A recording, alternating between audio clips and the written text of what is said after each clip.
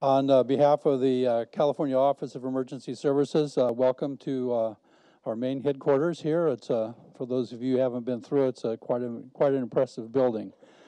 My name is Pat Mallon. I'm Assistant Director for the Office of Emergency Services, and I oversee the Public Safety Communications. I'm also the state's point of contact between the state and the FirstNet. I would also like to introduce a couple of people. Over sitting at the front row over at the other end is Lori Nazura, who's from our Legislative and External Affairs Office. One of our CalFIRN board members, Adelina Zendejas, who's from CTA, the California Technology Agency. Also Budge Courier, who's our 911 branch manager. And then Chief Scott Howland, who just came in. He's also from Highway Patrol, but he sits on our CalFIRN board.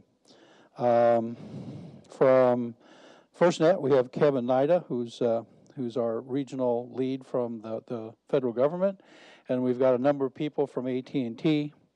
First one is Assistant Vice President John Cook, right over here.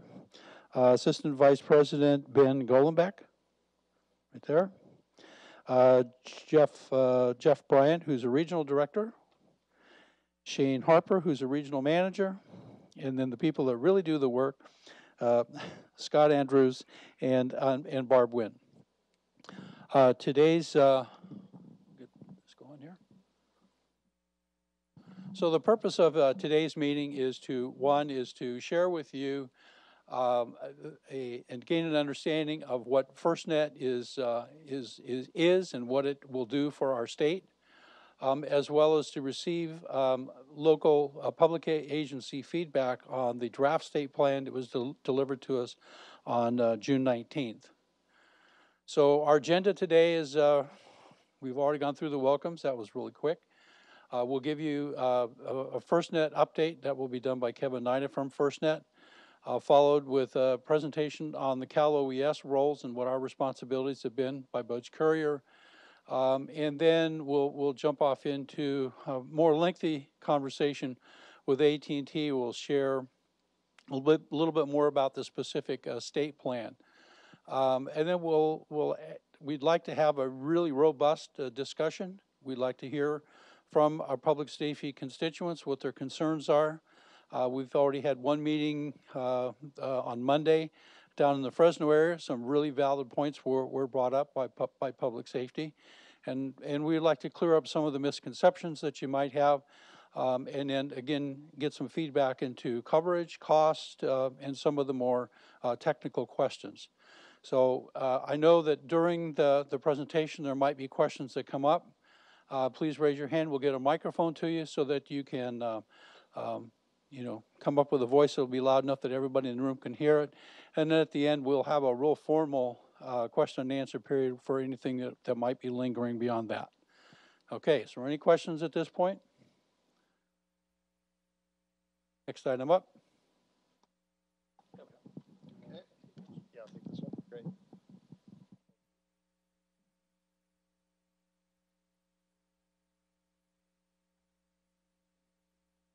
Okay. Cool.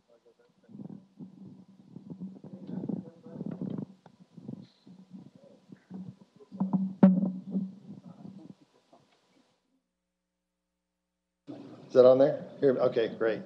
Good afternoon, everybody. Honored to be here. My name is Kevin Nida. I'm a region lead for FirstNet for California. We're handling Region 9. We have 3 people assigned, and I back up Hawaii and also Arizona, Nevada. So it's great to be here. I come from the Los Angeles Fire Department, 37 years of service, recently retired. I was a policy director in the mayor's office for about 5 years. Worked on I was public safety lead for our LA-RICS early builder project where I worked with Pat, and tactical interoperability comm coordinator for many years, and urban search and rescue for the last 20. NIFC comm unit leader and tech, and managed our auxiliary communication service. Major incidents include the LA civil disturbance, Northridge earthquake, Salt Lake City Olympics, Hurricane Katrina, and Glendale Metrolink train crash. And you probably wonder, why am I here today? Why am I interested in FirstNet? And FirstNet is extremely important. It's not business as usual. This is going to be the largest broadband project really in the country's history to give public safety what it needs. So this is going to be designed by public safety for public safety, and that's why it's really important for us to get your input through the state planning process.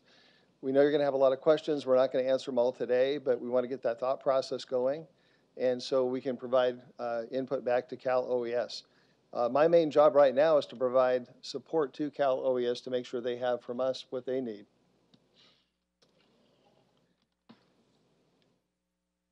To really explain our public-private partnership, FirstNet is going to provide and make sure and ensure that we have a good customer experience. We're providing 20 megahertz of the 700 meg D block spectrum. We're going to be providing program management and also ensuring that we meet public safety's needs. They've hired several people, many people throughout the FirstNet network who have prior public safety experience. And again, we want to be current, so we not only want to draw on our experience, but yours as well. AT&T, great organization, $180 billion infrastructure. Their history of technology and innovation, their secured network, and their telecom expertise is really what we need to make this project very, very successful. What we've learned so far, again, listen to public safety.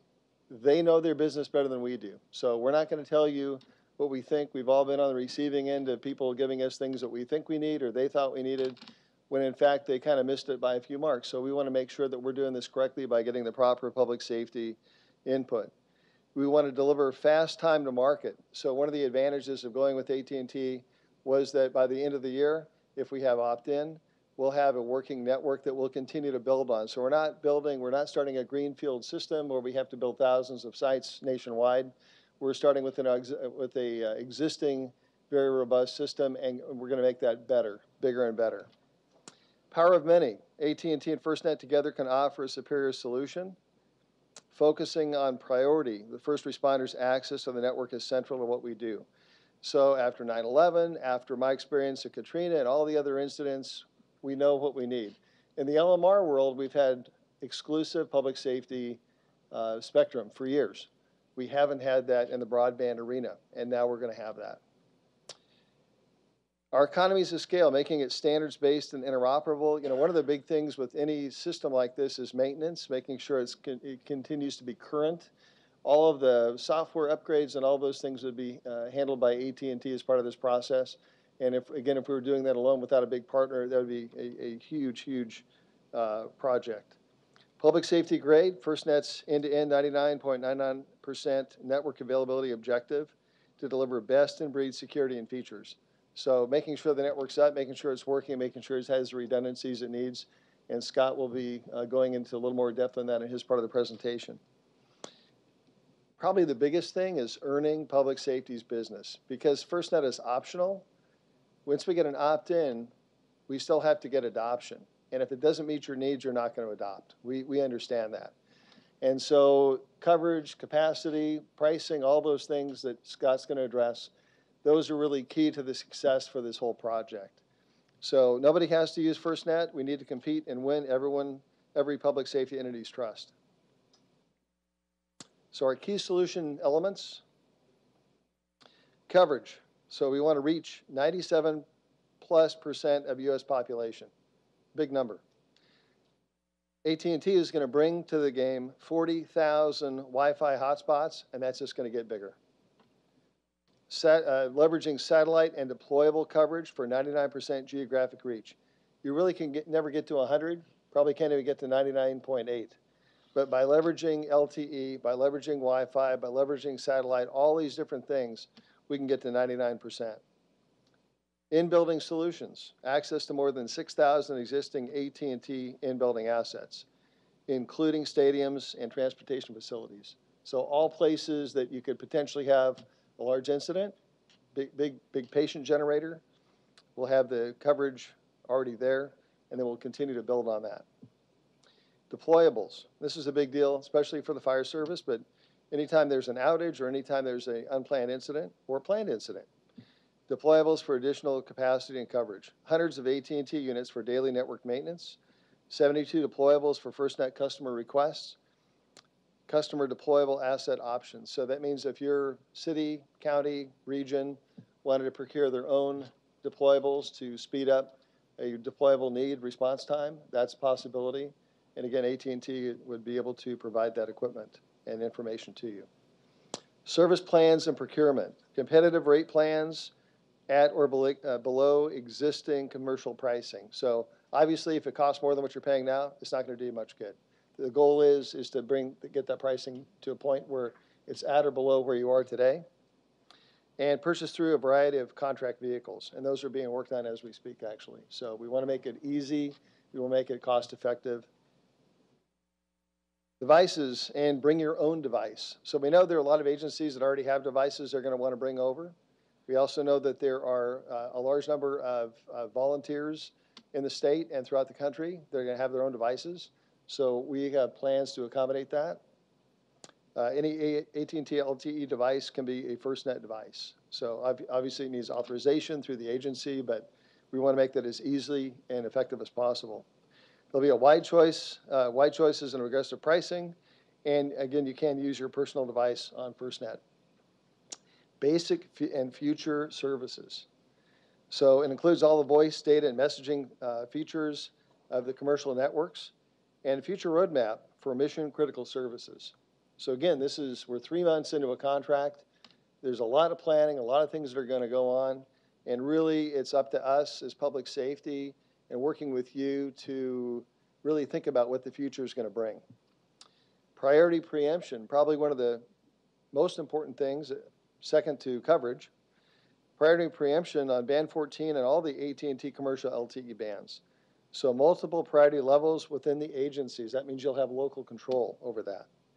And mutual aid priority management for incident response.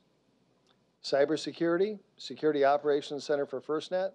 You've seen today and the news reporting yesterday, all of the hacking and problems going on the internet makes it even more important to have a partner like AT&T and the government working together to make sure that we have a secure network.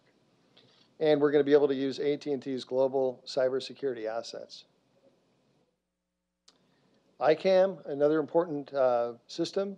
It's a single sign-on capability across all FirstNet applications, plus agency applications. So once that is implemented, you'll be able to have one sign-on to make your access easier, but still very, very secure. The FirstNet App Store, how many people have used their personal phone, gone to an app store, you're trying to find an app and you can't find it because there's so many in that particular category that you're looking for.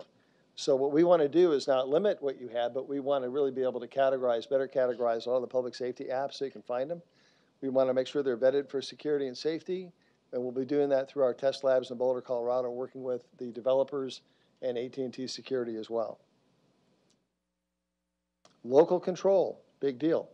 One-stop web tool for to be able to manage your user rate plans, priority levels, PTT groups, ICAM authorizations, and more. So just like you manage your P25 network today, or your radio network, or your existing wireless devices today, you'll be able to do that with a higher level of control. And just to jump into the P25 and radio side, one of the things that, we don't have a slide on this yet, but FirstNet is not here to replace LMR. We know in the fire world that analog, conventional, point-to-point, getting from the seat of that fire to the command post is one of the most important levels of communication. We're not always going to be able to do that on a broadband network or any kind of network. So simplex operations is important, and we get that. But when you look at the importance of being able to take that audio on a P25 or conventional system and then expand the coverage, leveraging FirstNet, leveraging push-to-talk, leveraging broadband and Wi-Fi, being able to get resources in a building that you normally may not be able to, but they have a Wi-Fi system or a broadband system, it opens a lot of possibilities. So this is many more tools on that toolbox, not to really replace anything, but to add to. App Developer Program. I've had the recent privilege of working with a couple of the Cal OES tech working groups, and they're very interested to see what FirstNet's going to be able to do to help them leverage some of the things that they want to see on their roadmap.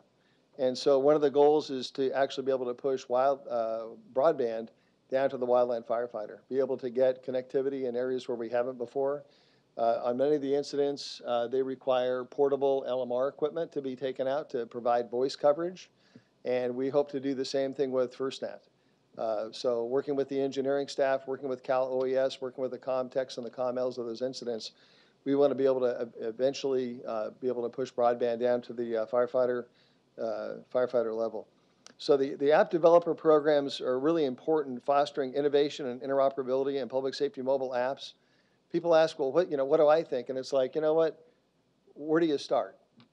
10, 12 years ago, we didn't have smart devices. This is a 25-year contract.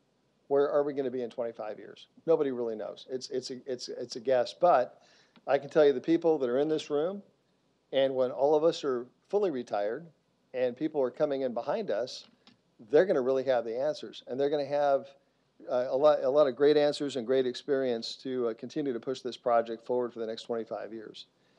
Solutions, first-party options for key services like push-to-talk and mobile VPN, messaging, LBS, and more.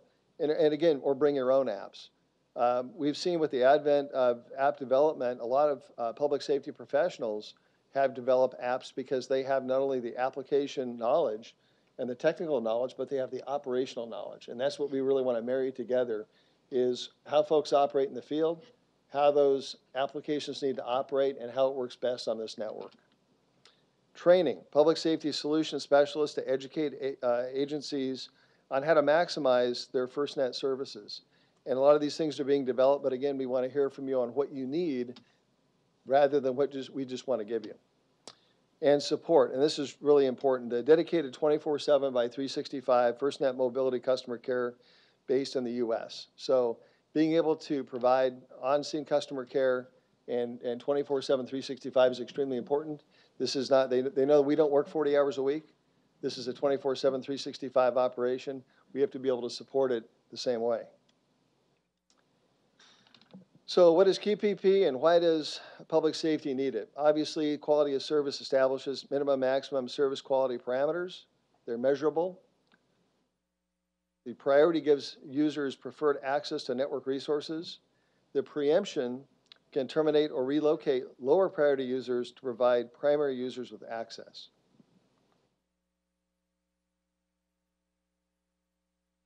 With regard to reviewing our state plan, and we're in that process now where Cal OES is, I think we're up to about 12 meetings now statewide where we're going to be giving information to get your input.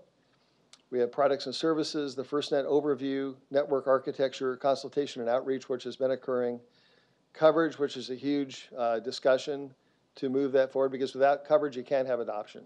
Obviously, if it doesn't work, you can't use it. So you got to have the coverage. And then ultimately, governor's decision. So final takeaways. The state plan is designed to provide comprehensive information, but can't answer every question. Focused on the data needed to make informed opt-in and opt-out decisions.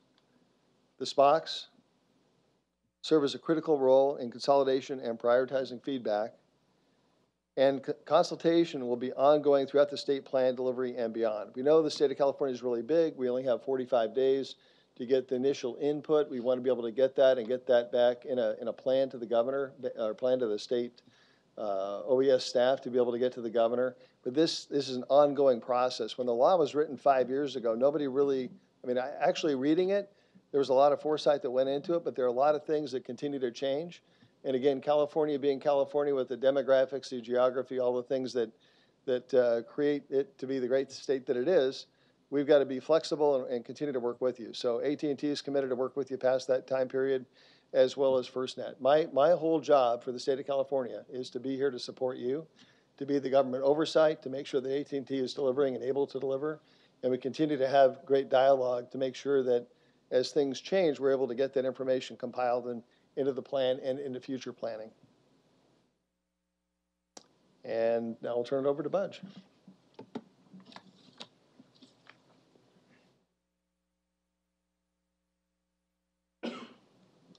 So I'm going to cover a little bit of the role of Cal OES through this process, talk a little bit about governance, the state plan review process, and some priorities. I also want to make sure that, so I'm wear 3 hats for the state. One of them is the 911 administrator, which is what it's called in most states. I'm the manager for the 911 branch. I'm also overseeing this FirstNet data gathering and outreach. And I'm also the statewide interoperability coordinator, which has to do with LMR and interoperability. So it's important to understand the distinction between FirstNet and NextGen 911 and LMR. So your LMR radio systems that you're using for mission critical push to talk, those stay in place. NextGen 911, which is something that I'm focusing on doing outreach statewide on, that's focused on getting the call from the 911 caller into the PSAP, the whole network and all that routing. Once it arrives at the PSAP, that call information is typically interfaced over to CAD or some other type of dispatch interface device. From there, it goes out to the mobile data terminals that are out in your fire rigs, your police cars, whatever you're using out in the field. It's that last piece from CAD out to those mobile devices that FirstNet is focused on, among other things. And they're going to talk about some of those other solutions. So just keep in mind those lanes and how they interact with one another and how they're mapped one to another. And then when you have questions about them, you can get hold of me, because I'm looking at each one of those for the state, just to help you understand that. So we're going to talk a little bit about governance. So we've got the CalFRIN board in place. That's made up of agency representatives to try and get a cross-section of all the public safety responders statewide for California. And in conjunction with that, you see around the outside of this ring all the other committees, advisory boards, agencies that we've focused on for outreach. One of the things I do as the statewide interoperability coordinator is I work with the CalSEC, or the statewide interoperability executive council. So we're reaching out through those groups to all those folks, all the operational areas, local public safety. We have a tribal advisory group. So the goal is to use all of these structures and mechanisms to help get this message out and get the word out. And that's really what this is all about, to try and push the data out to help you understand what's happening. And that's one of the main reasons for today. So leading up till today, the act was in 2012. We stood up the CalFRIN board in 2013, and then most of you probably remember the outreach efforts that went on, where we did some pretty aggressive data gathering, reaching out to all the state agencies and as many of the public safety agencies as we could reach to try and get all that data to come back into Cal OES and then ultimately up to FirstNet. That data was then used, about 3 years ago, to write the RFP that AT&T eventually responded to. So we received your input, we pushed it up, but we know the landscape has changed since we gathered that data up. So now we want to provide a mechanism for you to be able to provide another set of feedback to see if what AT&T has developed actually meets your needs. And that's what this outreach is all about. So when Pat approached me and said, hey, you're the guy, so we sat down with my team that's in the back there to try and come up with a mechanism to do this statewide in 45 days. So that's what we've put together. We literally got the plan to do this on June 6th and 7th. So we've been moving as quick as we can to try and get the word out and organize these meetings and gather this data from the 300,000+ public safety folks that are in the state of California. We have 441 PSAPs. There's probably close to 1,000 different agencies that are represented there. So it's a heavy lift. We understand that. We know you're busy. We thank you guys for being here, and we want to encourage you to provide feedback on what you see today, and that's really the purpose of this. Ultimately, it'll lead into, we'll finish this plan review, we'll take your feedback, push it up through Pat to FirstNet and AT&T so they can make adjustments to this current version of the plan for the next 45 days, and I'll talk about those timelines in a second. So the governance structure we've got in place to do this, it flows down from the governor's office, Cal OES. Obviously, you're here at our headquarters. And we've got the CalFRIN board. Pat is the state point of contact. And we have several advisory committees that work with the CalFRIN board. So this is the structure we have in place to ultimately reach down to those public safety stakeholders that we really want to make sure get the message. So that's the goal that we're doing with all these outreach meetings. This is the steps for the state plan. As I said, on June 7th and 8th, we were in Dallas, Texas. We got an overview. We then came back, got this plan approved through Cal OES, and June 19th, the state plan was delivered, and then we started this outreach effort. This is our second meeting. We had our first one in Fresno on Monday. We've got one in Dublin, and then we just off to the races from there. All of our comments are due back by August 4th to FirstNet. So if you think of the timeline, we want to get those comments back to us with enough time to prioritize and categorize them, so when we put them all together and send them up to FirstNet, we have a way to figure out, okay, these are most important, these are next, based on your feedback. So you've got some forms in front of you. One of them is a feedback form. You'll see that.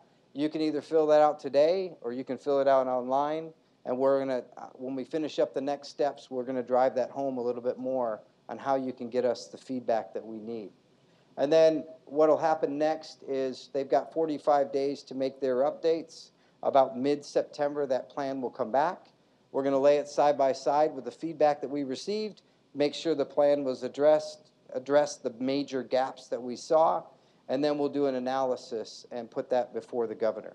That's the basic timeline for that.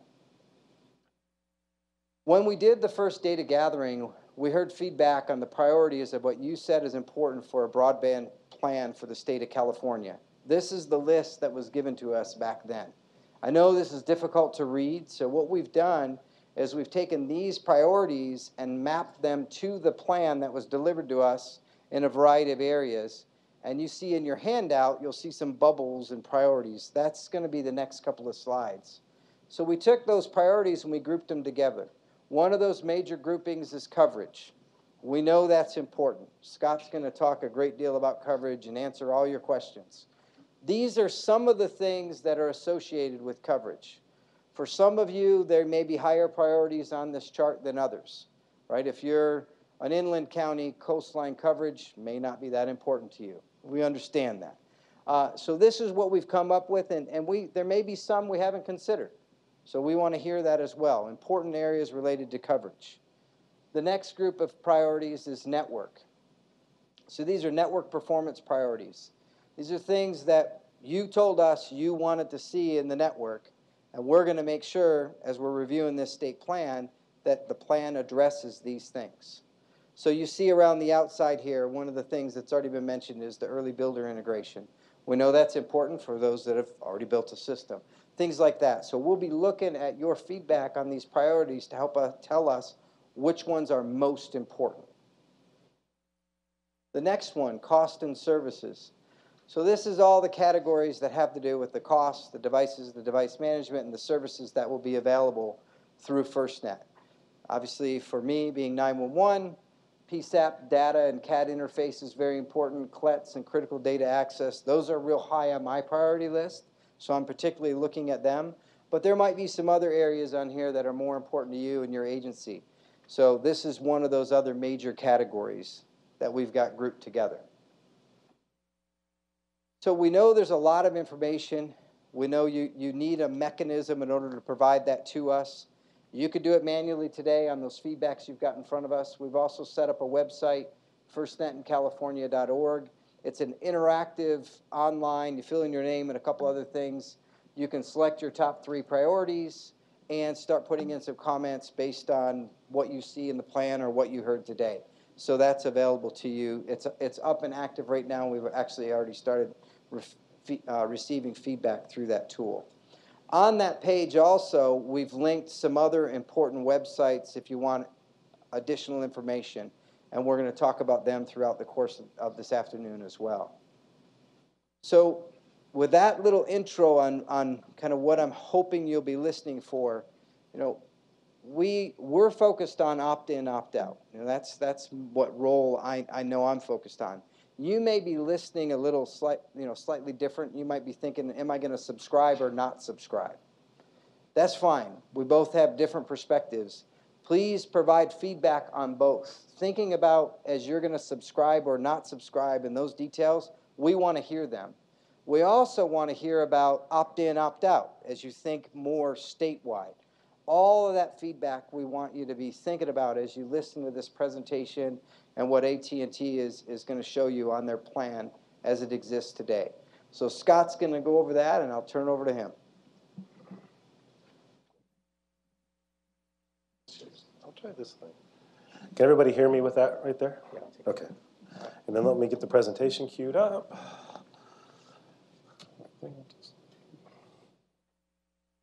It's a different screen. We'll get it. Okay. Let's plug this in. Pardon us while we get set up here. Up here.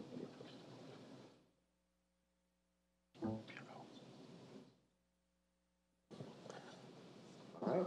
It's all you, Scott. All right. Good afternoon, everybody. Thank you for joining us today. I want to thank our partners at the state of California. They've done a fantastic job in a short amount of time getting these meetings together. This is a great turnout. So thank you guys for making time today to be with us. As Budge said, I'm Scott Andrews with AT&T. I know probably half the room right now. I've worked with most of you in this area. Coming over to AT&T, leaving the public sector for private was kind of a tough decision. We've all been around this FirstNet project now for quite some time. I sat in your seats for the last roughly 20 years. So having this opportunity before me to kind of take that step to this side to really become your advocate, but kind of on the inside, was really kind of what drove me to this decision to come over here. So as we move forward on this process, you know, as Pat is our SPOC for the state, we've heard from Kevin, who's our primary contact for FirstNet. I'm your primary contact for AT&T for the FirstNet project, and that's going to remain. So all comments are going to go back through OES, but ultimately those come back through me to get back to AT&T. You heard a lot of AT&T folks in the room. There's a lot of interest in this. But again, I'm your advocate. I'm your conduit both ways. It's really a partnership. AT&T values that, and they understand that. They understand the need to work with public safety. This isn't just another commercial network. So me being here is kind of a testament to that. A little bit about my history. I said 22 years, most recently Sacramento Metropolitan Fire District Communications Division Manager. Previous to that, RF engineer for the city of Sacramento, managing all public safety communications. Started out with the county of Sacramento as one of the primary radio system guys maintaining that network. And then a little bit more with APCO and some of the other regional work that I've been involved with. But we'll get into what we're here to talk about. So the network overview. The FirstNet experience, we've constantly kind of looked at this as, we've talked about it early on as a Band 14 network, the public safety specific spectrum as part of the D block going back to the Act in 2012. We kind of want to change that way of thinking a little bit. We've all been thinking of 20 mega spectrum for public safety, which is quite a bit. But the reality is, in partnering with AT&T, not only do we have the 20 meg, we have the existing 150 meg that AT&T already owns and operates. So that truly means ultimately up to 170 meg based upon where you are in the market, the first responders have access to. So now you don't only have priority and preemption on 20 meg of what we've always referred to as Band 14, but truly the entire AT&T network. We'll talk more about that as we move through it, but the reality is there's 64,000 plus existing AT&T sites nationwide, and first responders have access to all of those sites upon opting in. Band 14 is to be deployed on top of this existing network to enhance capacity in markets maybe where capacity is a little tighter, where it's a little more congested. That also includes, as Kevin mentioned, access to 6,000 in-building distributed antenna systems and 40,000 Wi-Fi hotspots, and those will continue to grow. AT&T's pledged an additional $40 billion into the network over the 25 years. And priority will be available to first responders upon opting in, and then preemption we're looking at toward the end of the year. We'll talk a little more about that as we move through the slide deck. One thing I wanted to mention, this isn't meant to be a lecture. That's not what this is about. I know we've had a lot of information already, and that was mostly information. My portion of this is really meant to be more conversational. So as we go through it, I'm going to try to pause at slides. Anytime anything pops up on the screen that you have questions about, don't hesitate to raise your hand. Let's talk about it. And we'll do our best to get answers. If we have them today, we'll provide them. If not, we'll take it back and get answers for you. So with that, are we good to move forward? Is there any questions before we really kind of get started? Okay. Network resiliency, obviously public safety. We're used to and we demand a high level of reliability. So that's oftentimes a big topic. One of the huge parts of the AT&T network is the network design incorporates a large scale of redundancy, a lot of overlapping coverage. In my history in LMR, covering large geographical areas, we're always limited to a smaller number of sites. We don't have a lot of overlap. Maybe a little bit of overlap for our mobiles, but portables, not always the case. Cellular is a different design. Typically in your urban environments, you're covered, you know, I mean, our RAN guys could speak to this probably better than I can, but it's going to be multiple sites, 5 to 10, maybe more. I mean, it depends on where we're at. So right there, that's part of that redundancy, if you will, and the resiliency designed into it. Our high priority and primary sites possess on-site backup generators with automatic transfer switches, and all other sites have generator quick connect capability. All sites have battery backup. We're working on that as we speak to increase battery backup times, but every site has on-site battery backup today. We currently have over 200 trailer-mounted generators ready for deployment 24/7. Sites are all monitored 24/7 by our Network Operations Center, so we know there's a problem before our customers do, and then we have generators rolling as needed if that's the situation. Any comments, questions on that before we go on? Okay. QPP, I know Kevin touched on this already, but I wanted to go in a little more detail.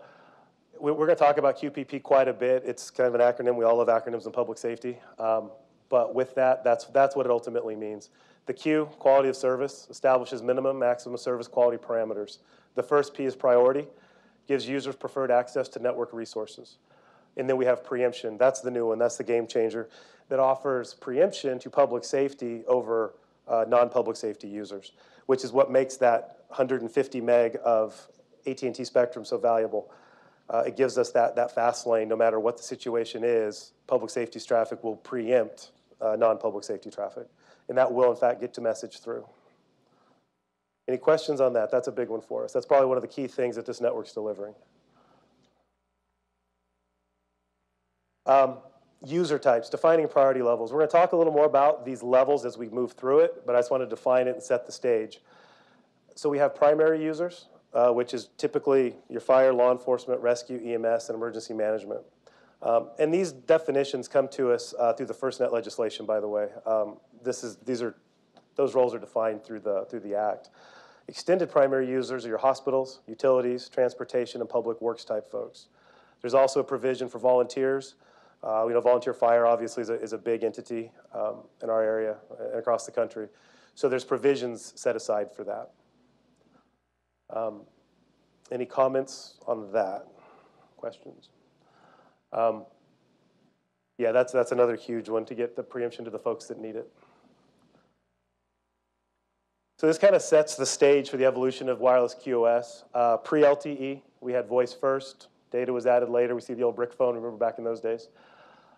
Supported voice prioritization, but data standards were not designed with differentiated services in mind. So that's before LTE, what we've been living with for quite a while now.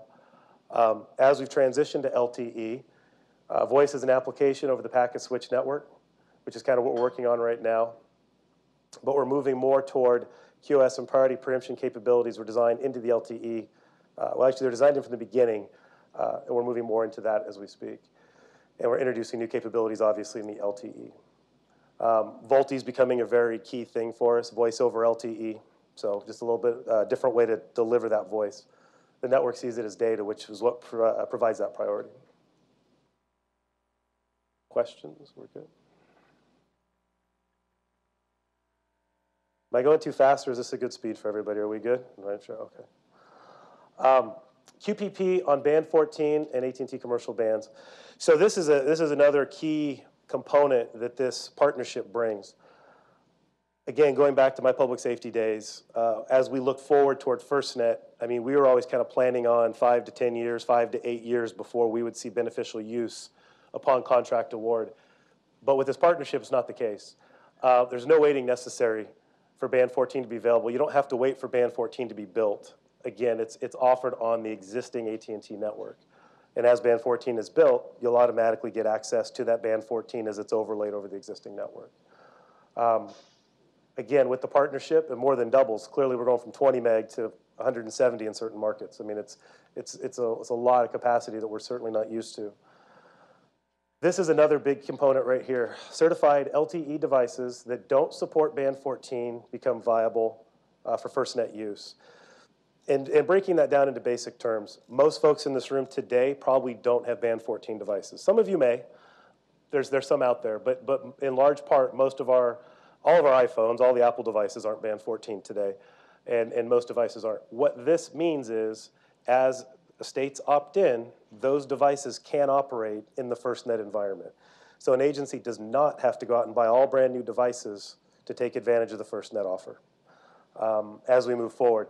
As your normal equipment life cycle evolves and you want to move toward band 14 type devices, that's your choice at that point. If that's a device you want to move to, you certainly can, but you don't have to. Again, the original mindset was FirstNet was only going to be band 14. This was not a possibility. You would have had to have gotten band 14 devices. It's an actual chipset. It's actually part of the device. But in this model, you don't have to. So I know in my agencies, that would have been very helpful to not have to buy all new hardware to take advantage of it. Any questions on that? That's a pretty big topic. I know we talked about that a lot internally on that one. Priority and preemption for primary users. So that one set we saw, law, fire, emergency management, EMS, that comes as part of the plan. We're going to talk about rate plans a little bit. Priority and preemption is included. There's no additional fees for that. So that's something else to look at. That's part of the standard offering for our primary users. 3 levels of permanent priority that can be assigned by public safety agencies. So this really goes back more to what we're used to in traditional LMR, where you set priority levels for the different users. Like your police and fire might have a higher level than your public works folks. Your emergency button might have the highest, consoles, whatever. This is very similar to that, to where these different priority levels can be set within public safety to see who has, the highest availability of the network, if you will. The last one's key. Saturation becomes a thing of the past. As we talk about that 170 meg, of bandwidth, there's a lot right there. So, questions? No. This is more on just the schedule of the different phases of QPP and when it's happening. So as I said, priority becomes available. Basically, it's timed with where the schedule lines up for governors making that opt-in, opt-out decision, if you will. So as states opt in, priority will be available pretty much immediately at that point. Preemption, we're looking at the end of the calendar year. So we're looking at fourth quarter. You can see it's December 31st is estimated. That's kind of a date on the wall right now. And then the actual band 14 core will be stood up first quarter of 2018. Which will be in conjunction with the existing AT&T core.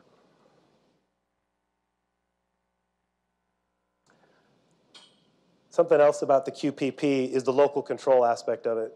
As FirstNet did their outreach, that was something that was absolutely key. We certainly listened to it. And again, as a first responder on our side, it's something we know we wanted was local control.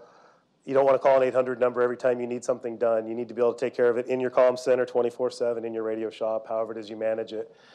This is that part that does that. This is speaking specifically to the QPP. So those priority levels are set locally. AT&T is not going to tell you how to set your priority levels. FirstNet's not going to tell you how to set your priority levels. I know we've been talking to the state. There's some things that they're looking at right now regionally and maybe through the SEEKs and the operational areas. But again, the key takeaway here is this priority level is going to be set by the folks in this room. No one's going to come in here and tell you how to do it. So that's a conversation that it gets to happen at the local level, local or regional level, whatever you determine is most appropriate. And with that, it kind of transitions out of QPP and just more into that local control component. Local control is not just setting QPP.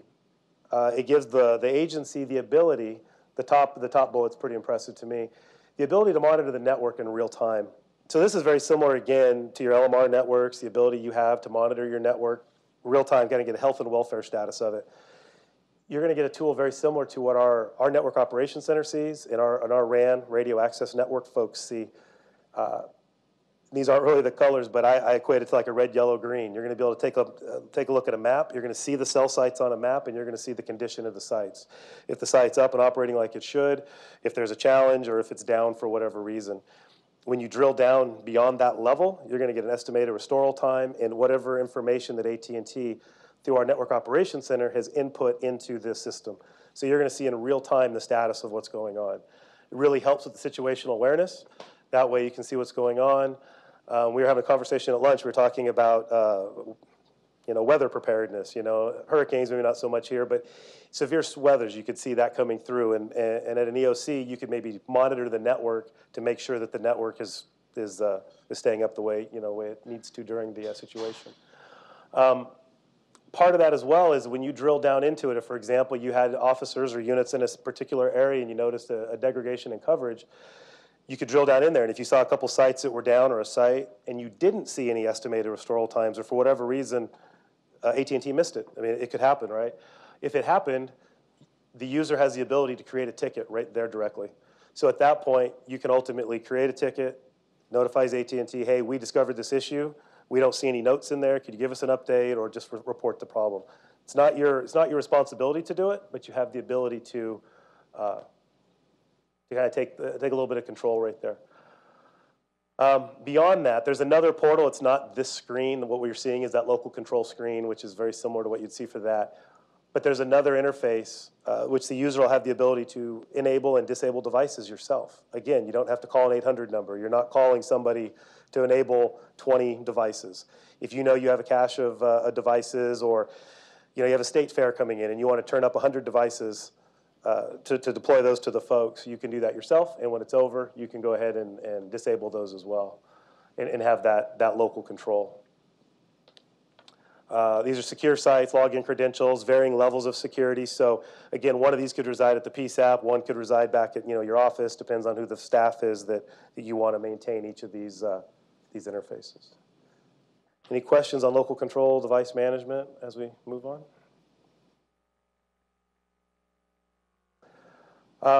I know Budge brought this up, and it's a huge piece. The network's great. The devices are fantastic. If you can't connect them to the consoles, the comm centers, they're not much value. Essentially, what's going to ultimately happen is it's going to connect exactly the way your AT&T or another carrier, if you're using another carrier, connects to your PSAP today through an API. The agency CAD system interfaces to FirstNet exactly the same way. It's business as usual. So if you're connected to AT&T today, there's honestly no change. It's just the way it moves forward, and you could become a FirstNet user at that point.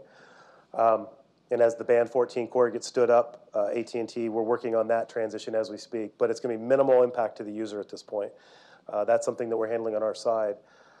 AT&T offers a private mobile connection, and you can utilize a static or private IP addresses to help secure data, minimize agency traffic on the internet.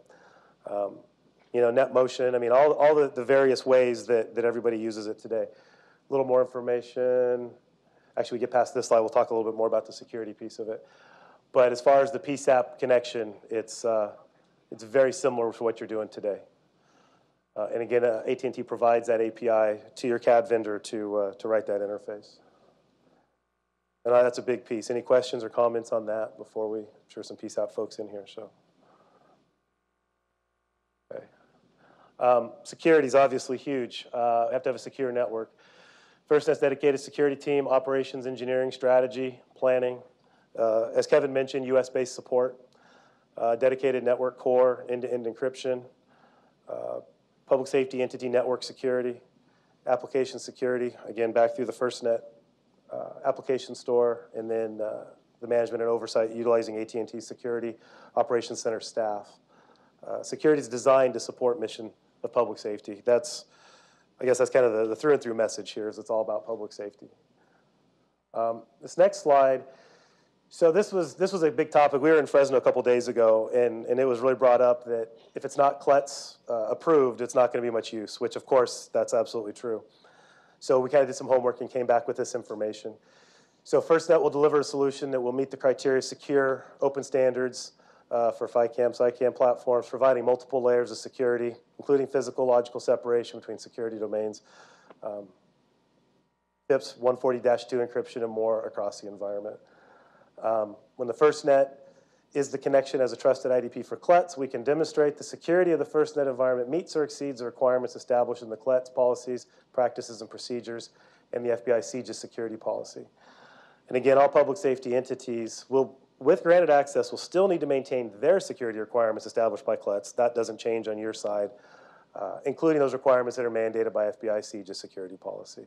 But at the end of the day, it's essentially the same as what we're doing today. If you're using AT&T or another carrier, it stays similar to that. We're not losing any of that. In fact, it'll ultimately be more secure. But that's just the answer to the CLETS question, and I know that's obviously a huge one. So hopefully that should be good. Any security questions? I think we're moving out of security with this one. Okay. So coverage. Obviously, this one's huge. I think Budge mentioned it. This is probably the largest, one of the largest topics, and I'll do my best to answer all your questions, as Budge said I would. Thanks, Budge. The way we're going to cover 99% of the population, here's our strategy. Use that existing AT&T network, again, 64,000 plus sites. Then we're going to overlay band 14 over that network for filling in, and you'll see some maps that'll show a lot of that. We're also going to talk about deployables, and then we'll talk about satellite a little bit as kind of that last percentage or 2%. I mean, that is a component to get that last most rural coverage. One thing I do want to bring your attention to, this is just to kind of, I guess, set the stage. A lot of folks were used to AT&T coverage a while ago and maybe didn't use AT&T. In the last 4 years, AT&T's invested over $7.2 billion in California alone to enhance coverage. So to the left shows you what the coverage looked like in 2013, and then the map on the right shows this is May of 2017. This is outdoor coverage. I mean, this shows all of our bands. I mean, it's just the big thing I want to show you is just the takeaway is the delta between the two. 7.2 billion worth of investment to go from the left to the right. We're going to get more specific into the FirstNet slides right after this one, but I just want to show you the investment that AT&T has made into California recently. So if you haven't tried AT&T for a while, you might take a look. And then we'll move into FirstNet. So as we look at that coverage, that blue on the map up there is our 4G LTE coverage today. And that basically signifies indoor coverage. So we look at indoor coverage as your handset. If you're inside a vehicle, inside a building, that's probably more realistic to what we see. We're not talking about an antenna on a roof, at 5 feet. I mean, this is more realistic, trying to be conservative. That's today, and then as we move forward with the Band 14 and FirstNet build-out, this is what we're going to look like in 5 years. This is what the plan is right now.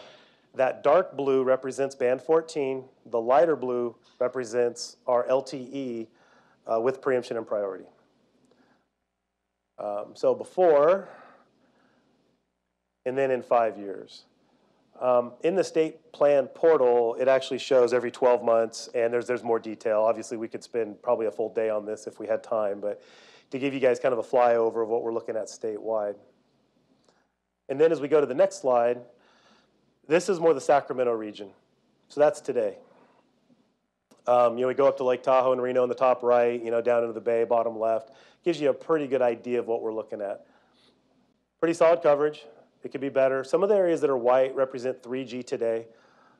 We do have coverage in those areas, it's just not 4G. Again, this represents 4G LTE today, indoor.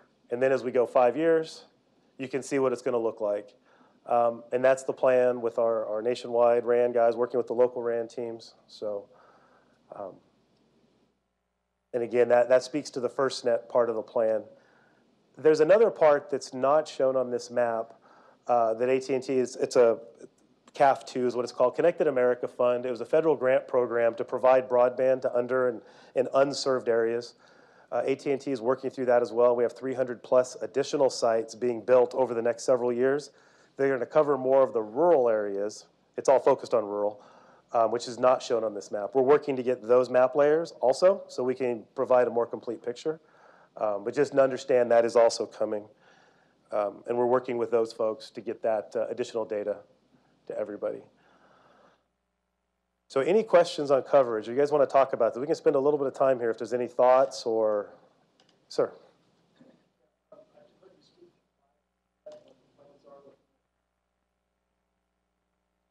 So AT&T is already piloting 5G in several areas. Sacramento is a place that is happening. 5G is not depicted on the map. As the next technologies become available, they're going to be rolled into the network. And you're going to see 5G be incorporated into the FirstNet network as it's incorporated more through the 3GPP standards as far as us moving forward in the standards-based as far as the network's concerned. So as the network evolves, FirstNet will evolve with 5G on the rest of the AT&T network. The area that's white, is that because of the coverage area because of the terrain, or is it because you don't have So white is showing a lack of LTE coverage right there. And that's one reason we're having these meetings, is to have those discussions, to work on the priorities. Again, you know, from there to there, it's a lot better. And that's based upon feedback that was received during the FirstNet data collection on the priority levels that the state received. It's not depicted on this map. There's layers of first and second level priorities that were given to the state. So as AT&T responded to the RFP, we took that feedback and went from this to this based on the information that was gathered, as Budge said, you know, in the last 5 years. But we also know time has passed, which is why we're here today. Part of those comments, coverage is one of the key things that Budge is looking for information back on, and Pat. So as we look at these things, we really look for you guys to kind of tell us, what do you need? In that way, AT&T can hear that, the state can hear it, come back to us. We work with FirstNet, prioritize that, and work to correct it. But the short answer is, yeah, that's showing lack of 4G LTE coverage right there. But it's from there to there. Yes, Scott, Chief. I know as part of data collection, the state provided a map of where all our 911 calls historically landed. How does the initial map, the 5-year map, line up in comparison to where our actual emergencies are that we respond to every day? That's a great question. Oop, I ran into my table, sorry. That's a great question. To that point, I mean, Jeff, do you have anything you'd like to add on how we, or maybe Kevin? Well, I mean, Sorry, Jeff Bryan might. Yeah, so if you look at this, over the last, much better? Okay. So if you look at this, we were taking what the state was given and looking at what a 5-year build plan would look like to those points. And this right here should over-index the coverage that the state was expecting out of this, okay? We've done this in every state and looked at that and taken that feedback and try to, instead of waiting on a 5-year, give you this today and then expanding upon it. So we've made sure we've taken all that feedback from the state and said, let's make sure we over commit to what the state's asked for. Now, and to Scott's point, one of the things that's not depicted on here is that we do have some 360 plus sites that are for rural broadband that will be able to be taken advantage of in the FirstNet network because it will have priority and preemption on it. So what we're showing here is not even going to be fully depicted what's going to be out there over the next 5 years. Scott, your question, was that data collected originally 3 years ago or just recently, like last fall? I think it was the original data collection, but it actually showed historically where our 911 calls were. They weren't where coverage was. And so just trying to figure out as far as, I don't know how you depict it, but as far as the percentage of the coverage, we said, hey, this is where we need coverage. How does that So, Well, all and hearing that actually, question? on the state Did you guys all portal hear it? that the state has, we actually have depicted in a different color on green what the state priorities were to what we're delivering. So we actually have given that level of detail to the state for them to look at so they can map that up to the requirements you asked for. And we still have those maps that show the 911 call, you know, where they are. And so one of the things we realize is that you have certain coverage areas that are absolutely critical to you. We want to know about them. So if it just is as simple as taking a map, circling it with the areas that are important and sending it to us, we'll make sure it gets to them so they can adjust to it. That way we don't have to worry about what version of the map, what data you're looking at. Just tell us where you need that coverage. We'll feed it back up to them, and then we'll see how they adjust to that when the plan comes back to us. Other questions from over here? If you would, please wait for the mic to come to you so that we can record your questions and then the answers. So, Chief? So as, I'm going to just use an example, and if I just go down the backside of 395 in the state, from Susanville all the way down to San Bernardino, not a lot of population, not a lot of coverage for us at the state level or even the local level, less people, less need to put stuff up, but still we have a big, vast shortage of coverage that we need to have during events. How do you perceive us dealing with that particular issue? Probably no different than we're in Modoc and Del Norte, Alpine, some of our other rural counties that we do have to deal with, Imperial, just as an example. Like I said, not high population, but still areas in which we have emergencies and sometime a need to push a lot of resources into it. So I think, as I said, we were in Fresno the other day. Tuolumne County brought up that exact concern.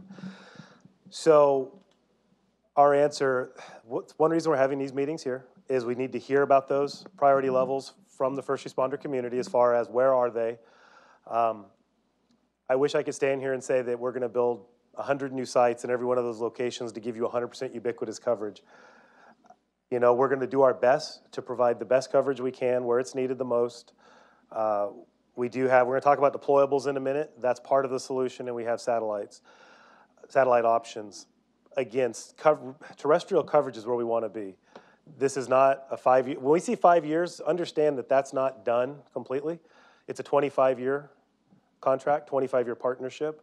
So it's going to continually be worked on and upgraded. And Barb, would you like to add something, Barb? Here's the microphone. Yeah. I'm like a teacher. They can hear me. Can you guys hear me? Chief, it's the deployables most likely, and those specific as we have brought them up to the middle of the forest, to Rimfire, to Modoc, to all of those locations where that's the most practical and best, quickest, easiest to get them into their incident commands for those unpopulated, you know, areas. But we are building the plan out, and again, that's why we're here to help the state retrieve the feedback for the deployment schedule and the highest priorities for the state. Yeah, so it's kind of a combination, and that's a great segue into the deployables. To Barb's point, it absolutely has to be part of the solution. It's really tough to cover 100% of the geography, you know, of anywhere, much less California. I mean, those of us that have been up and down the state, it's very very diverse. So with that, I'll move on to deployables unless we'd like to talk more about the coverage maps before we move away from those. And we can go back to them later as well, but just to kind of put a bow on that part of it. So, yeah, Jeff, go ahead. Just make one comment. Part of this is, again, you know, we've taken the feedback that you guys have given over the last 3 years and incorporated it into the site, okay? And that's where we've given access, and I don't know who else has access to this, right? But okay, and that's the point, is that for everybody to take a look at this, give them feedback so that we can then go back, and if we need to make some changes to this, to take a look at what we can do, why we're talking about the expansion of this network, and identify anything that was missed during the collection of the data at that time. So that's why this is important here, why you guys are doing it, and why you're getting that feedback back to us. And regarding the portal that all the California board members that are alternates and our advisory committees have, you know, we have raised some issues to AT&T about the granularity, which they are addressing. So hopefully within the next week or two, we'll actually be able to drill down and see specifically Band 14 coverage versus their existing coverage. We're waiting for this rural build-out information to be populated on the map. And so please feel free to give us a call, you know, at Cal OES and Public Safety Communications, and we'll get you the information as quickly as we can. Like I said, this is an extremely short period of time that we have to share this information with you. We've had it just for a week and a couple days now, and we're feeding them as much information as we can, and actually the information that you're seeing today is an improvement over what we saw on Monday. So. Thanks, Pat. Yeah, that's the purpose of this. This is really meant to be a starting point for our conversation with this group. We really want your feedback, and we're going to take it back and see what we can do to improve that. So, and with that, we'll move into the second part of the coverage solution, which is our deployables. So part of the FirstNet offering and part of the RFP was an additional 72 dedicated deployables for FirstNet. Those aren't allocated on a per state. They're a resource, basically nationally, that are available to agencies to request as needed to be used for various reasons, if you will. Part of that is we also have 120 plus existing deployables that have LTE added to them, which rolls up to a bigger number that we already have as well. There's over 300 plus existing vehicles that are currently being retrofitted with LTE. We're moving that direction to support FirstNet. But a little bit on the AT&T disaster recovery program. We call it our NDR team, National Disaster Recovery Team. I'm sure many of you in here are aware of this group of folks. I had a chance to spend some time with them here a few weeks back, and it was really impressive to me. They brought out a full-size SAT Colt. The Cal Chiefs had a mobile command center rally up at Sac Metro Fire actually a while back, and they brought one of these out, and the team members were there. What's really cool about this is there's no cost for these folks to come out for public safety for an approved incident if something happens, and I know Barb helps coordinate this a ton. We're still up at the Oroville Dam. We've been at Oroville Dam now for, well, since that, what's that? Many months, there we go. And we're not going home soon, right? So, and again, no cost. These things are staffed and available 24/7 with full-time dedicated personnel. I'll kind of let that sit for a second. That's huge to me. As someone who, at Metro Fire, we had a lot of assets, a lot of resources, a lot of vehicles that were set there, staged, ready to go. Anytime you roll these vehicles out, there's overhead. We've got to pull people out of the shop. We've got to pull people out of a comm center, whatever that case may be, to roll these assets. This is an entire division within AT&T. This is what these folks do. They're professional disaster response folks with these vehicles. There's existing expertise with documented processes. I was speaking to the driver of that full-size SAT Colt that I met with, and he was deployed to San Francisco when there was a large power outage. 90 minutes from when the call came in, he was on the road. This particular team is warehoused in Reno. There's regional places. As we move toward FirstNet, those locations are being determined right now. But it's they're not that far away. I mean, that's the key takeaway. And with 90 minutes, he was on the road. And not only was he on the road that quickly, by the time he hit the Bay Bridge, he said there were like 88 emails and text messages behind him, making sure roads were open, make sure CHP knew he was coming, make sure that the Network Operations Center knew that he was rolling this SAT Colt into a certain space so it could be tied back into the network. I mean, just all that overhead that rolls into it. Again, in my previous jobs, those phone calls would have been made by me, or would have been by a 24/7 on-call person or a comm center. And honestly, we've already got full-time jobs. So that was a huge piece to me. So the vehicles are great, but I think the manpower and that agency behind it was so impressive. And this is what we're getting as part of FirstNet. I mean, this is going to be what's behind those vehicles. So just a huge asset. And that's really, to Barb's point, like you said, in those extreme rural areas, in the fires, I mean, this is something that happens every summer in California. These guys roll out. I mean, how many teams were you part of deploying last summer? 38. So Barb was part of 38 teams being deployed last summer for these folks as part of external affairs. So it's something that we do a lot, and I was really impressed by it. These are certainly not second-class rate vehicles. It's really impressive, and the crews are great. And these pictures kind of depict kind of a different offering. I mean, you have a full-size, this mid-size, and then that little one's a trailer. You know, and we even have smaller things available that I've heard are in Pelican cases. So it depends on the need. So it's really impressive. And again, there's hundreds of these that exist. There's additional dedicated, which is part of that 72 that I mentioned on that previous slide. Those are being built over the next 18 months. General Dynamics is our contractor who's building these, and there's a schedule when those are going to be rolled out nationwide. There's also an option and an offer that if a customer wants to own their own, you can work with us. We can work with our partner, General Dynamics, and we'd be happy to work with you selling one or whatever may make sense. There's also options to upfit your existing vehicles with some of our Band 14 equipment, and we'd be happy to talk to you about that as well. Just a way to kind of really try to provide the best suite of options, if you will. So with that, we're going to kind of move off of deployables unless there's any question. Yes? So Barb's point. So as we talked about the additional types of resources, we had an event here at the Capitol just a few weeks, last week. These days run together. But we have flying cows. It's kind of funny to say. But they're actually drones.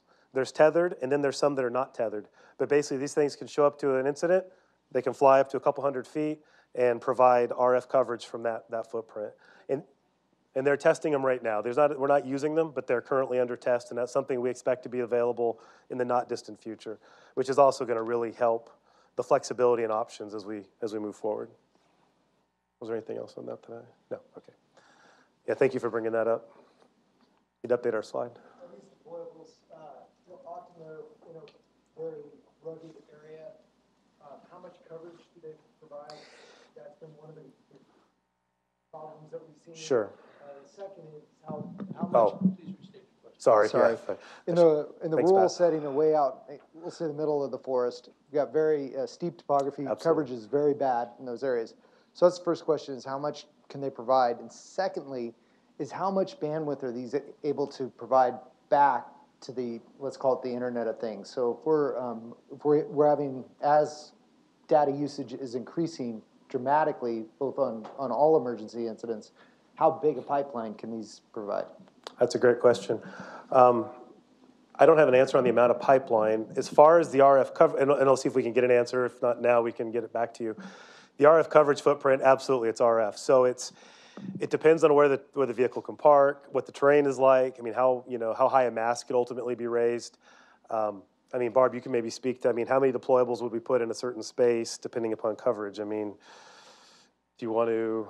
We have It depends on the location, like you said, where it is. Depends on where you have it. Hold on a second. Let's get the microphone for you. Thank you, Budge. Come on, Budge. I set myself up. It's all dependent on where we're bringing it, right? It absolutely is determined on what the topography and the terrain it looks like as well. If you're in the middle of a canyon, is it going to go over the canyon? We can deploy multiple. I think that's why we're looking at these other technologies like the tethered cow that can be packed into smaller areas or areas more dense, right, and get more coverage. It depends on the what we deploy out as well. It could be a full, what a full cell site could cover, several hundred users at one location. So it really just depends on which capacity and what we're deploying. And the need at the incident. That's the biggest thing, is figuring out what the need is and what's requested. And we'll work on figuring out the bandwidth, the backhaul piece of it. As Barb said, I mean, it depends on if there's a physical connection available. Probably not in most of these cases. Mostly going to be satellite. So we'll see. We'll get an answer back for you on that. So we'll take that down and get that back through the state. Any other questions here?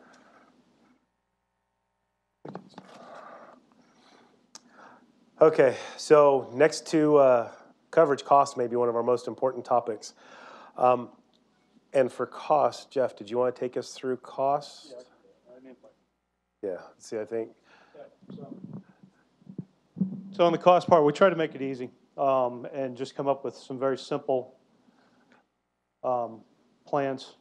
First of all was with smartphones, making it unlimited voice, data, and text included. One with and one without having it being a hotspot. Now, the important part about this is these all have priority and preemption on it. I'm sorry, I shouldn't be turning my back to you guys over here as well. All of these rate plans that we have priority and preemption built into them. So you think about this, I think on the state, I just got finished talking to one of our state reps today about, do we have an unlimited voice, data, text on the state of California rate plan, and we don't. We have a legacy, and it's about $70. So you can see, and that doesn't have priority and preemption on it. So we try to make it really simple for folks who are using those smartphones. Start to look at modems in vehicles.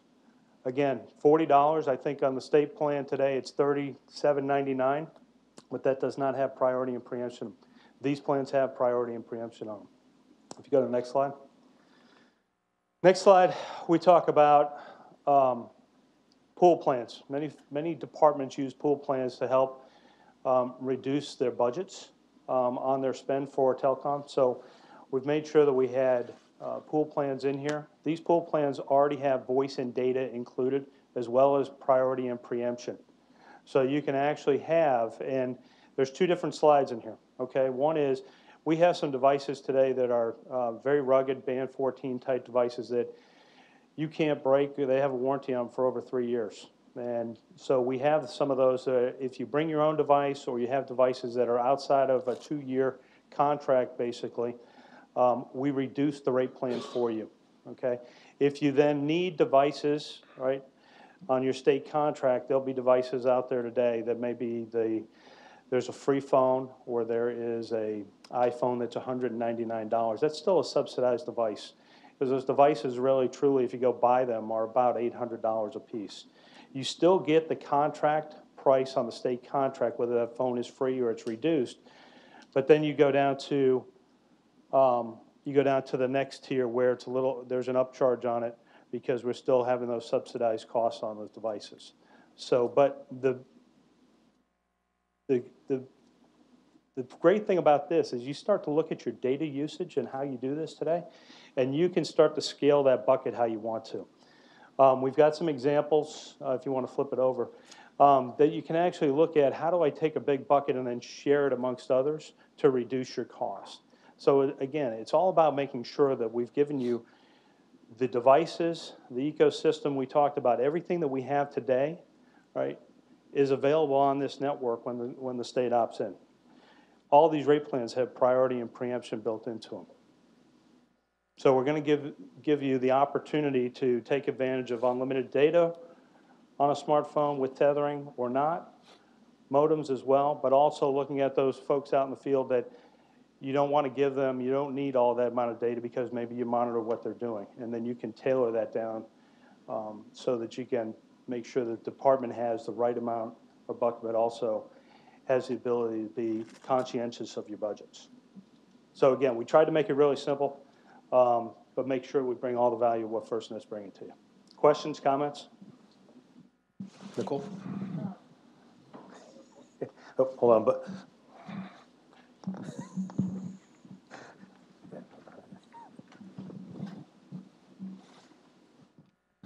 Just with the cost of rolling out Band 14 and whatnot, are you going to be able to maintain these prices throughout? That was actually my biggest concern with the rollout of FirstNet is, okay, you're going to have to sustain the cost, so.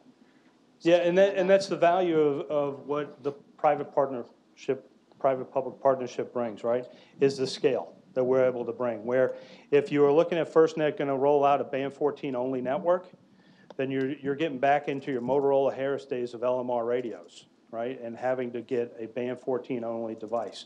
Now we're opening up the AT&T spectrum as well as the Band 14. So the process we go through with our OEMs being, whether it's Samsung, even Motorola is starting to look at devices as well, Apple and so forth, is we put out an RFP twice a year to them. Going forward now, we will include Band 14 into those device specs that they have to now build a new iPhone, a new Samsung device. So it'll not only have our bands in them, but also have the Band 14. So as you go forward, those devices will now have the full capability and the lower cost. Got another question over here. So sort of along that discussion, my current generation of ruggedized vehicle modems is specific to our current carrier. The next generation that I was going to purchase was going to be carrier agnostic. I forget the name Gobi of the chip? Gobi Yep. chip. Is this going to be doable for Gobi? Absolutely. Yep.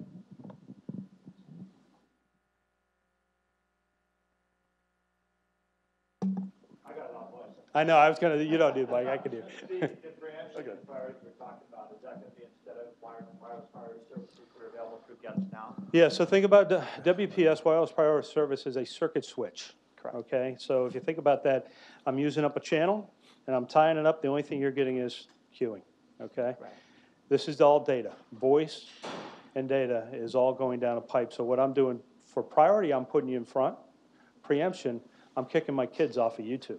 Okay. Okay, so that's the advantage that now you're getting. So it's so much better now than just what GETS was.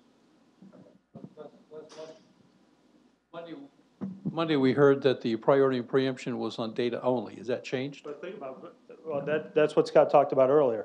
We're moving to VoLTE, so our devices today have the ability to do VoLTE calls versus circuit switch calls. Now, not all devices today have VoLTE capability in them, and we're going to identify which ones are. But all going forward, the idea is to make sure that all of our phones are doing VoLTE because it's more efficient on the network than us having circuit switch calls.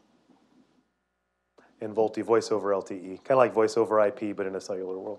Well, So, I don't know if this has changed or not, but I know that on GETS, with certain carriers, if you are using WPS, you have a choice of either using VoLTE services or you can use the GETS, but you can't use them combined. Yeah, I have to go back and check on that one. But again, with this is all gonna be over the LTE FirstNet network. Okay. Yeah. But that's only priority, okay, versus preemption. And I think that's a big distinction.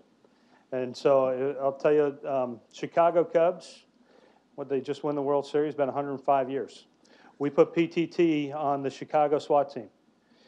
Had them down there running around with our PTT over LTE. Worked great. Guess what happened?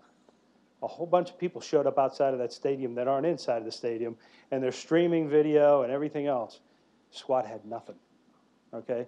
So priority, great. But when you have that and the RAN gets saturated, priority means nothing. That's where preemption comes in, and that's what this network delivers. Anything else? Good? Perfect. Thank you, Jeff. We talked about devices just then. A great segue into this next slide. So to your point earlier, so the trunk-mounted modem, Internet of Things connectivity, ruggedized tablets, laptops, push-to-talk devices, accessories. The Sonim XP7, Sonim's a company Jeff kind of alluded to. 3 years. If it breaks, they'll give you a new one. Cradlepoint, obviously Sierra Wireless is in that trunk-mounted modem world as well. It's not only these devices, as we get into more of the portfolio we're used to right now. Smartphones, feature phones, tablets, data only, and then wearables. I guess really the takeaway for these slides is the fact that it's a full ecosystem of offerings of devices. From the ruggedized stuff, more meant specifically for public safety, to maybe folks in the office that don't need the ruggedized stuff, you can have both. And it's up to you what makes most sense for your agencies and your department. Another piece to that is the accessories. So as we see the large rack-mounted charger to the far right there, those are battery chargers, cases, clips, speaker mics, that sort of stuff. It gives you more of that first responder accessory to more of that consumer device that we're kind of used to today. We're not used to seeing a lot of those type of accessories in our consumer-based cell phones. So just kind of moving into that world a little bit as we go forward.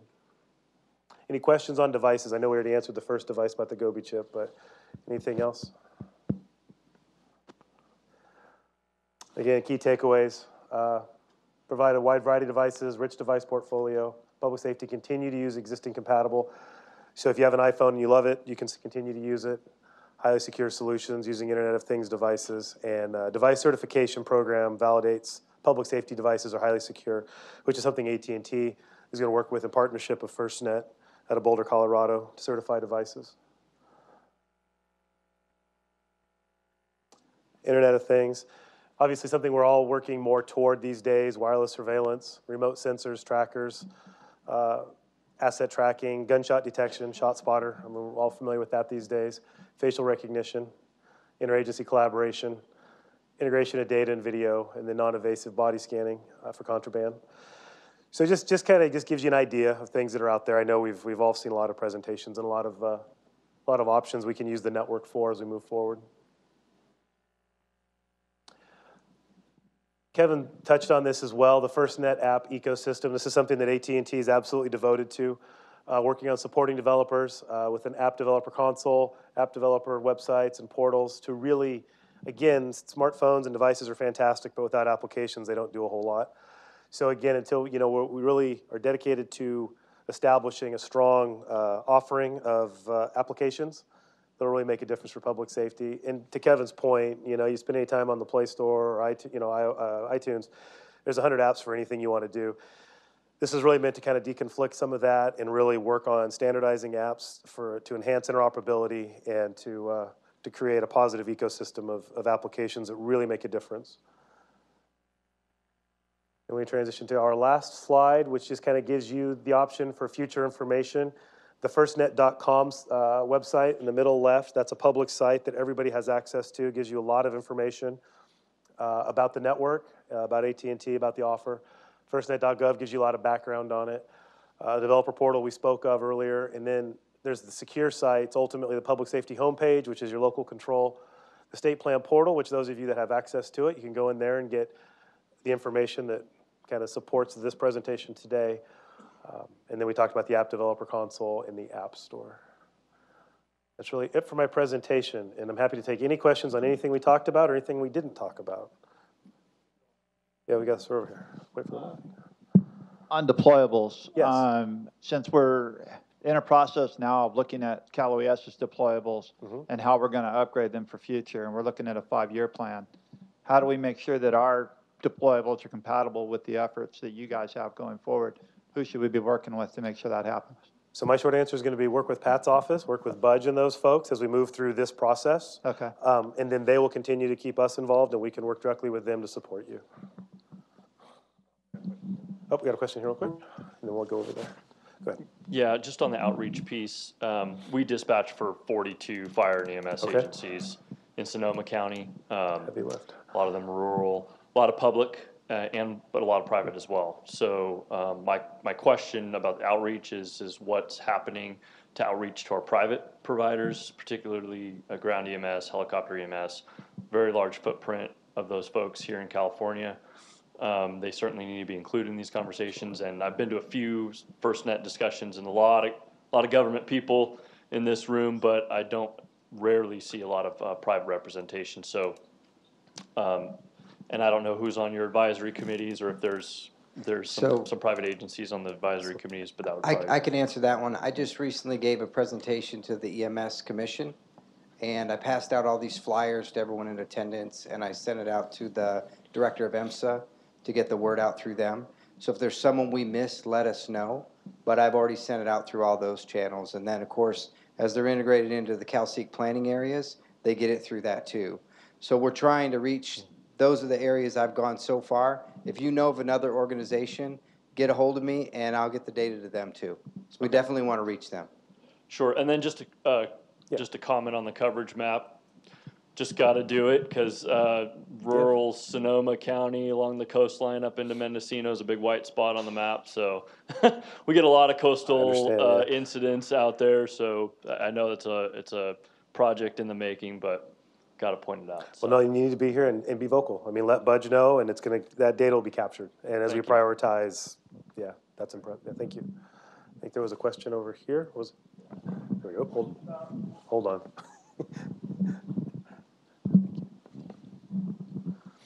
Just real quickly, what's the gap between the existing AT&T network offering, which has a lot of these components already built in? You're using the whole AT&T network, and FirstNet. Is it mostly just priority and preemption, or is there the 700 megahertz? What else about this makes FirstNet different?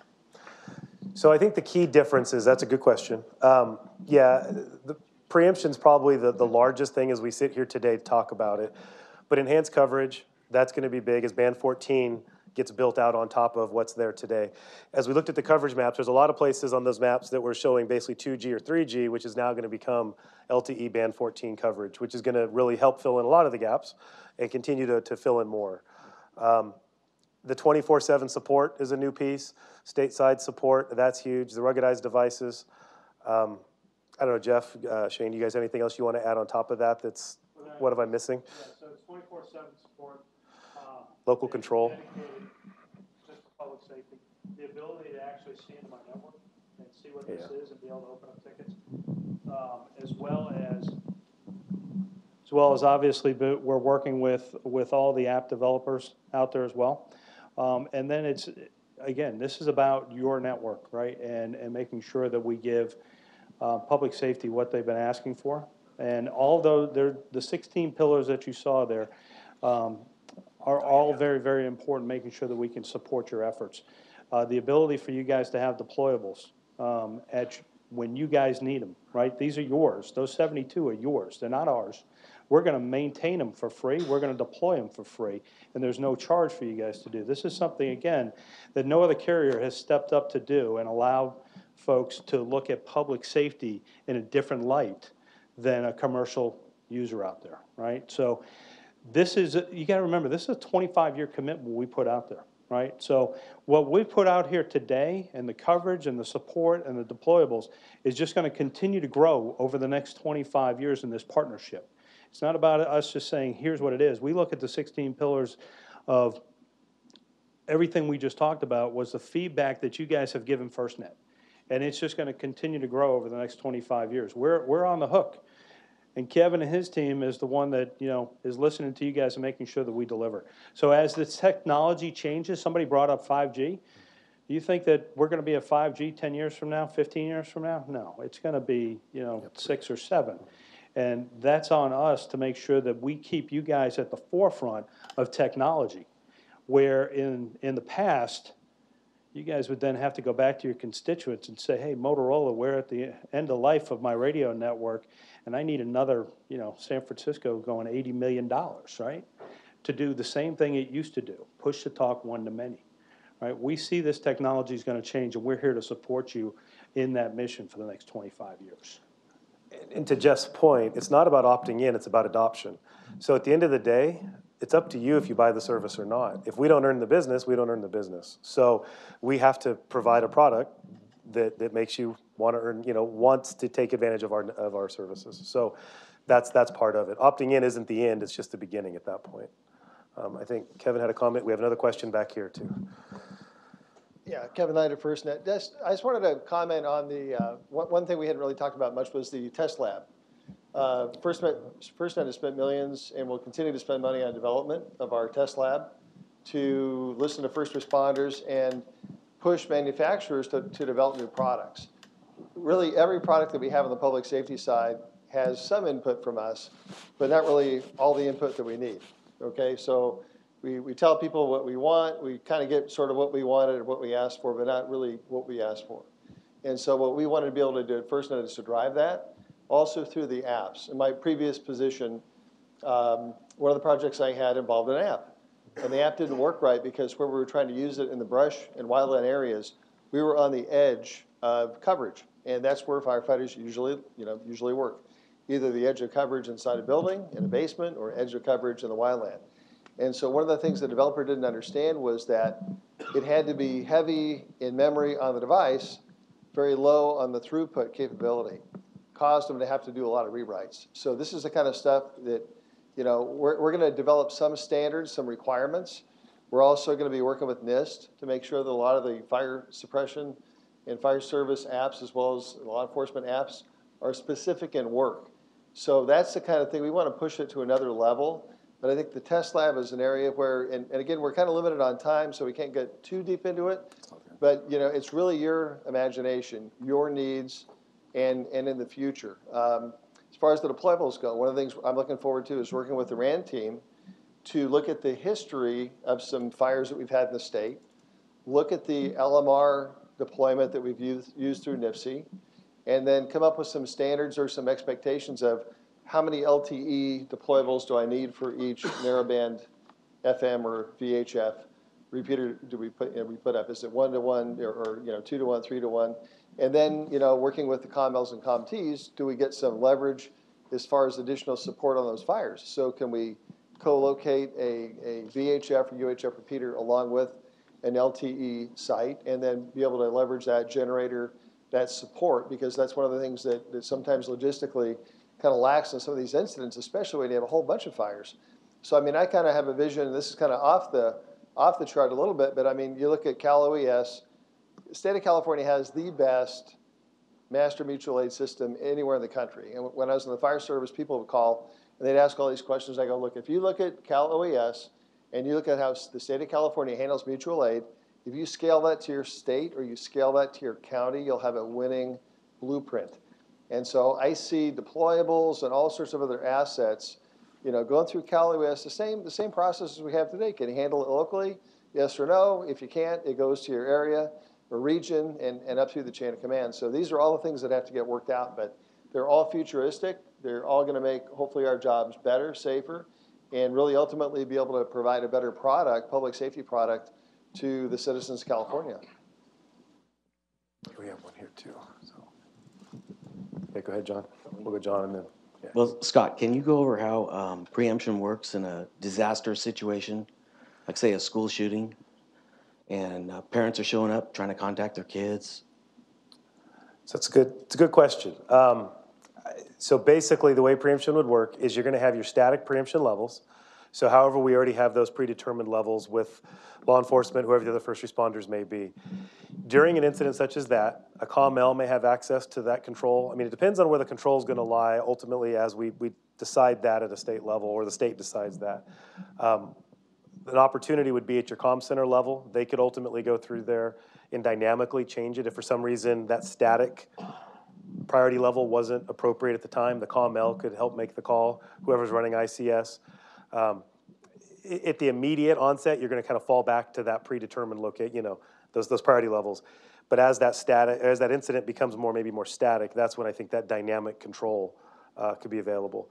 There are some capabilities within the network that they can dynamically adjust based on application use. An example of that would be a body-worn camera. So if an officer activates a body-worn camera, that could automatically go to top of queue if the agency deems that's appropriate. If there's another application that's more appropriate, then that would be up to them. But in the school shooting, that's a great scenario to kind of try to figure out what makes sense and where that control would lie. Ultimately, I believe that'd be back at your comm center level. You work through at that point. That kind of answer the question, John? Yeah. We have a question. Let's see. We have a microphone. You have a microphone here. There you go. Thanks, Jacob. Thank you, sir. Be patient. Thank you. This kind of comes out of the Internet of Things space. We're building a statewide telemetry system for real-time seismic data. And obviously we would love, if the governor says so, that this should ride on FirstNet. It has forced us to think in terms of a parameter that we don't generally discuss, which is latency, right? And suddenly data latency has become a critical component in a public warning system. We've never thought of that before. So when you were talking, and there are scenarios where we may need to beef up coverage in some particularly active area, and I'm sure that that'll be the most inconvenient place at all possible. So I was wondering if it was possible for your drones to either mesh or daisy chain, because satellite doesn't get it in that application, at least not geosynchronous satellite. That's a good question. I certainly don't have an answer this second. I don't know if anyone else here does, or we can certainly. Okay, we'll take that back, and I'll see what answer we can get as far as that's a good question, though. That's a great use for it. I mean, there's a good example of Internet of Things and whether the network can certainly be very supportive. Any other questions before I turn it back over to OES? Yes, right over here.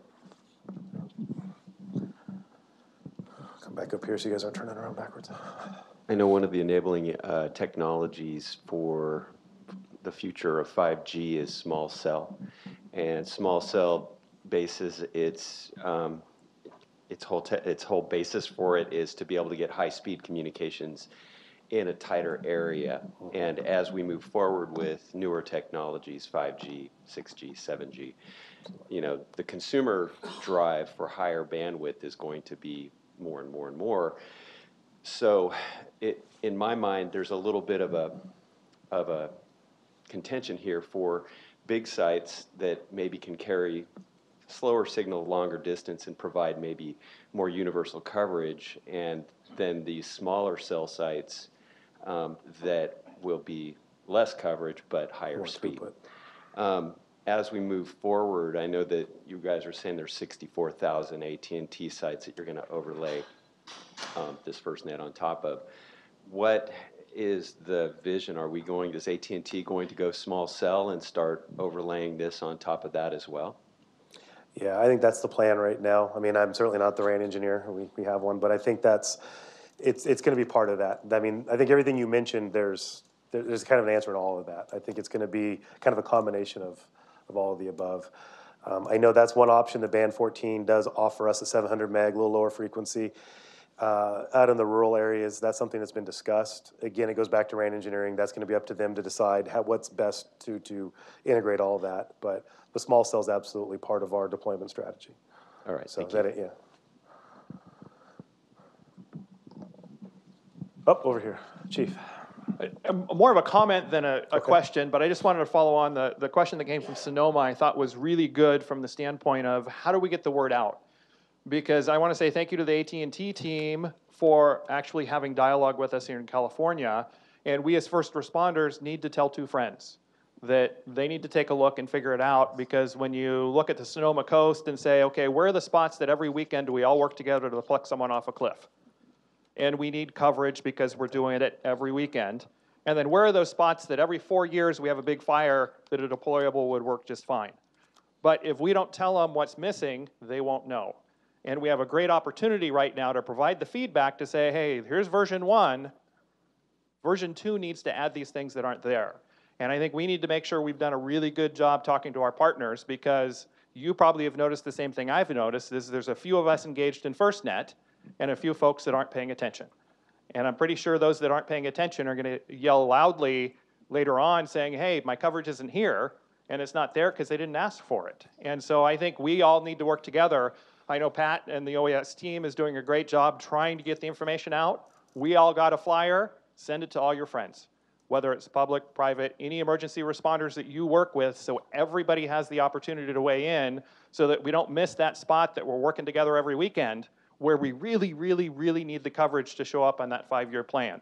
It might not be there today, and we know those spots where it's not there, but we really need it. We just need to pinpoint those, pass it on to the team so they can do something about it for us. Yeah, thanks, Chief. Can you come with us to all of our engagements? Actually follow up on that a little bit, because the other thing I'm going to share with most of you is, it's actually a very good point, so thank you. So we've got a lot of people that don't really even understand P25 yet, let alone where the next Gen 911's going, or where we need to go with FirstNet. And I look at it, we're in an early phase of where we're going to be. In 25 years, most of us won't be around to see where we're going to extend it out to. So I think there's going to be even more changes. And I think the rural areas are the ones that even need more education. And it's not just the technical folks that we need to get on board. It's the policymakers. It'll be the sheriffs and the upcoming sheriffs down the road that we really need to get at the table to really put their hands around this whole process. Because we don't do it right up front, it's going to have even larger impacts just to us down the road. Yeah, very well said. Absolutely agree. Back to the Jenner, or Sonoma County Jenner was one of them identified, obviously, as the location we know we need coverage, right? Wallala, I've tried to get service in there multiple times. It keeps getting denied by Planning Commission or the planner, Coastal Commission, whatever. So we have challenges. We understand that until we get through those challenge deployables may be the only way we can get there for lots of reasons. But we have done extensive outreach through Cal OES for the past 6 months or so, and asked the counties to come back with their priorities. Many of the counties have come back with information, and my RAN team loves Latin Longs, so I've been able to provide that information. Jenna was just put on it. Red Mountain up in the very rural areas where we can co-locate. If you have a location too that we might be able to take some of that cost down to get it built in faster, we will take any suggestions you have in those areas to get things up quicker. We're working at a national level to work with the Department of Interior to get some leeway within the U.S. Forest Service. I'm the first person they call in the fire in California, but the last person they call back when I need my permit for the upgrade or whatever. So we have to continue to grow the relationships and find those locations. So we're seriously asking for those specific locations where public safety has a need. And like I said, Jenner was one recently pointed out last week, and I sent it on up. So we will actively take that information. My email is barbara.winn, W-I-N-N, @att.com, and I will take all of that and funnel it through as quick as I can. Thanks, Barb. All right. Any other questions or comments? Yep, sorry. I just have a question. Is the idea that FirstNet will replace a city or county's private LMR or P25 system? No. So again, the plan is it's more of a companion at this point. Mission critical push to talk is not what we're talking about here today. That is part of the 3GPP standard, release 13. We're looking at it coming down the road. That's going to be up to an agency. It's up to a municipality if that's the direction you ultimately want to go. But that's not what we're sitting here talking about today. We're talking about mission critical data, really. There is some VoLTE. We've talked about voice over LTE. But no, Kevin brought this up, and this is an analogy he used. He and I spoke about this one time. As a fireman, he carried an axe and a shovel. They're very similar tools used for totally different things. And that's kind of how we look at LMR and FirstNet. It's, today LMR is your mission critical push to talk. I mean, that's what you're using. It's your peer-to-peer, your fire ground conventional communication from the fire out to your, your battalion chief sitting out there at fire ground. Whereas this is mission critical data that's not going to be susceptible to saturation. You're going to have preemption. Down the road, is the capability there for the two to merge? It looks like it, absolutely. I mean, I think a lot of our radio manufacturers are already starting to build devices that have LTE capability. I mean, we're starting to see those hybrid devices, we'll call them. In 5 years, we talk about the smartphone. It's only really 10 years old, 2007, right, for the iPhone. 10 years, look where we've come. So who knows what it'll become? But as we stand here today, no, it's not. It's not to replace LMR. So, anything else? Any other questions? Thank you guys so much. It's been a great conversation. I really appreciate all the feedback. Thanks. Let me have that. Okay, so we have a big job to do in the next now about 35 days. We have to get all your feedback on what you've heard today, what your concerns are, what your coverage priorities are, and then we've got to get them back to FirstNet before August the 4th. This slide says 2 weeks, so although we have till August the 4th, that's to consolidate all the comments from all the 10 or 12 sessions that we're going to have and get them back to FirstNet by August the 4th. This room, you've got 2 weeks. Not August the 4th, you've got 2 weeks from today. Please get them back to us in 2 weeks. We will have a heavy lift once the final state plan is delivered to us in mid-September to get a recommendation to the governor. And the governor's decisions are, one, to go with the AT&T FirstNet plan, or to go with FirstNet, but by building its own, by California building its own radio access network. I think you can see with what we've heard today that there's a heck of a step up that the AT&T offer brings, but there are other alternatives that we will have to evaluate and make a recommendation to the governor. So there's a lot of work to be done. There's a lot of input that we need. As I said, we will get the final state plan in the mid-September timeframe. The Cal OES, the CalFIRN board will review the state plan and evaluate the updates that will come as a result of what you have provided. And then we will make a recommendation to the governor. He's got until probably mid-December to make the opt-in or opt-out decision. A lot of work to be done. So what can you do? Please, please give us your comments. Please tell us your coverage priorities. You can do that. First, you can go to firstnet.com and you can review the coverage maps that are provided by FirstNet and AT&T. You can actually zoom into specific areas, within the state to see what kind of coverage is being planned over the next 5 years. We would hope that you would provide us the comments back. You can do it either on the papers that you were given today, or you can do it at firstnetinCalifornia.org. That's as was said earlier, it's a website. It's relatively simple to use. Even I can do it. So we would appreciate your responses back. And for more information, you can go to www.caloes.ca.gov//CalFIRN to get the latest information. This is the schedule of the meetings that we had as of the day before yesterday. I think since that time we've added 3. So we will try to update this slide to let you know. I think we've got one going down in the San Luis Obispo area. We've got a second one in the Dublin area. I'm not sure where the third one is, but we've got I'm sorry? San Diego? No, we have one in La Jolla, which will actually be in San Diego. The one in Ontario, Riverside, will actually be in Rancho Cucamonga, and I think we've got another one coming up in Merced. That's the third one. All right, so with that, we kept it under 3 hours.